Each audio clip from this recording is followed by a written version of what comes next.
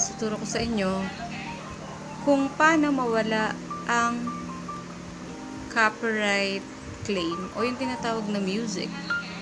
Punta tayo ngayon sa Chrome. I-type natin ang youtube.com. Start. Yan, pasok tayo dito sa ating account.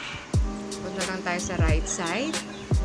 Dito sa pinaka right side, yung may picture natin, click natin yan. Then i-click natin yung YouTube Studio. Yan.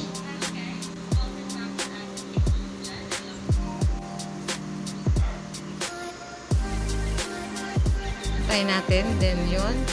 Lumabas na YouTube Studio. Dito sa left side, i-click natin yung may arrow sign, yung ito.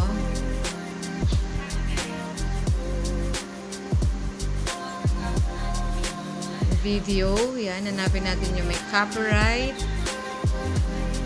Hanapin natin dito. Dito natin makikita yung copyright sa side, sa kanan. Yan, ito. Kita natin yan. Public copyright claim. So, yun. Yung pantay. Dito tayo pupunta. Click lang po natin to. Yan. Pag-click nyan, yung may lapis. Itong may lapis. Click lang po natin yan. Yan.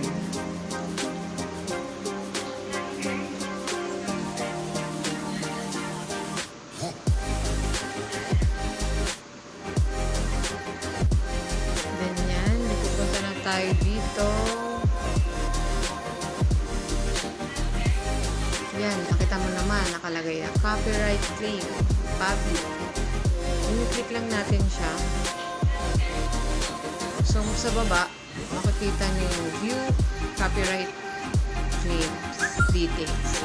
Pindutin lang po natin ito.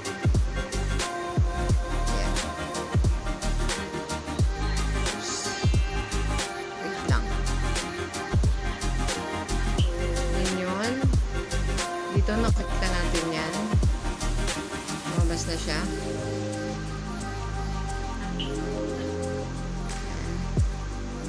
Guys. Dito naman sa kanan, makikita mo yung select action. Then mute song lang. Ayan.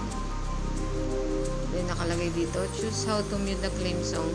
Pipili ka lang dyan kung mute all sound when song plays. Or yung sa baba, mute song only. Remove the claim song only, keeping the rest of the yan. Dito na tayo sa pangalawa. Ibig sabihin,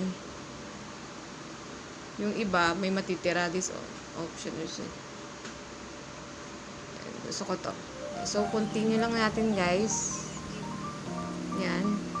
Lumabas siya na mute song only. This process might take a while. If we're able to mute the copyrighted song, we'll update any viewing or monetization restriction on your video. Okay? I-mute natin.